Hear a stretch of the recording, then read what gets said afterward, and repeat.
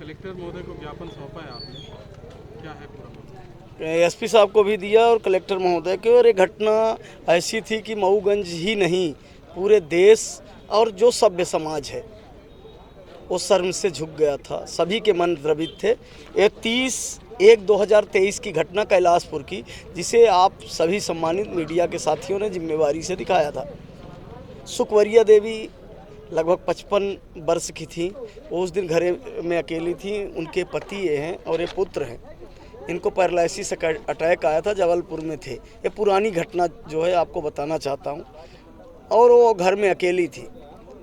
आगे घर बन रहा था, 4 फीट नीचे जो पुराना घर था वहाँ चारपाई पे लेटी थी।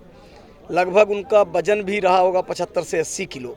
और चारपाई से ऊपर हाइट 4 फीट हाइट लाके और जिस तरह से उन्हें चौखट में लोहे की बांधा गया, मुंह में आप सब ने मीडिया के साथियों ने देखा और पुराने वीडियो फोटो में जाएंगे तो दिखेगा कि पन्नी मोजे उनके मुंह में डाल दिए गए थे।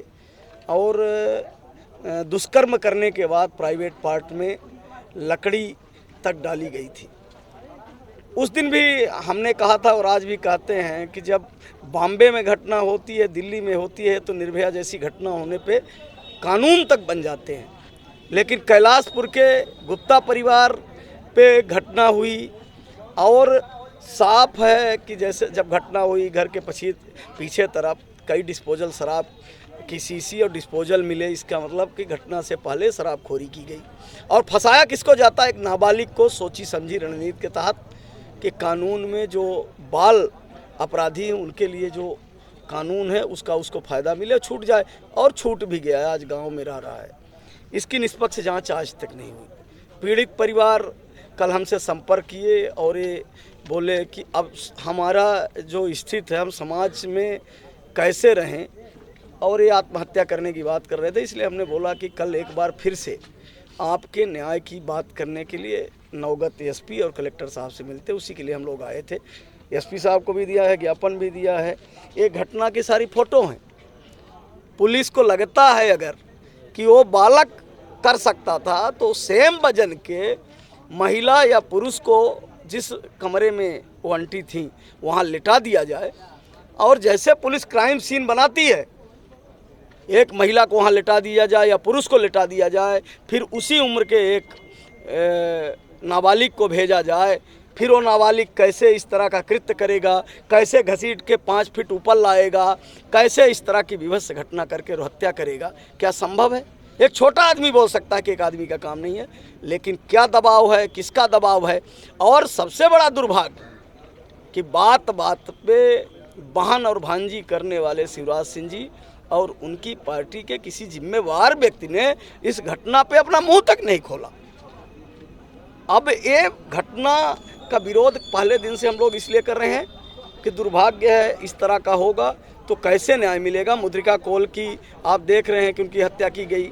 अभी एक सचिव को 1 फीट में और कहीं चोट के निशान नहीं, मेड़ और खेत बराबर है, बता दिया कि गिर के मर गया। परिजन चिल्ला रहे हैं कि हत्या हुई।